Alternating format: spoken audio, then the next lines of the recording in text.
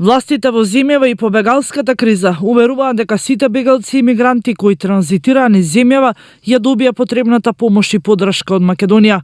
Министерот за труд и социјална политика Ибрахиме Ибрахими смета дека прифатот на интеграцијата на лицата кои им е потребна меѓународна заштита не може да бидат ограничени само на неколку земји. Сите земји треба да осигураат дека функционираат силни системи кои ги издвојуваат лицата на кои што им е можно потребна меѓународна заштита или колку им ранливи на некои начини да им се обезбеди заштита. Од 2015 до март 2016 година бевме земја каде низ кој што помина 800.000 лица, чија што дестинација беше Западна Европа.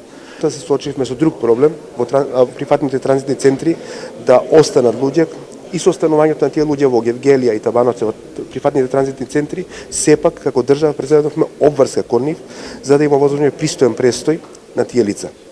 И од УНХЦР сметаат дека за пофалба е како Македонија се справи со кризата, иако се работи за мал дел од бројот на бегалци кои беа приморани од насилство и прогон да се движат кон светот. Повеќе од 60% се жени и деца, вклучувајќи и мали деца кои патуваат сами или разделени од своите родители, на кои им е потребно да им се посвети посебно внимание.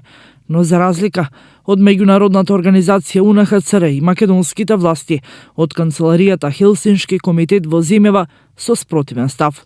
Вела дека лицата кои заглавија во земјава добиваат редовни оброци, но она што го добиваат од државата е главно конзервирана храна, па со помош на невладините организации се обезбедуваат топли оброци.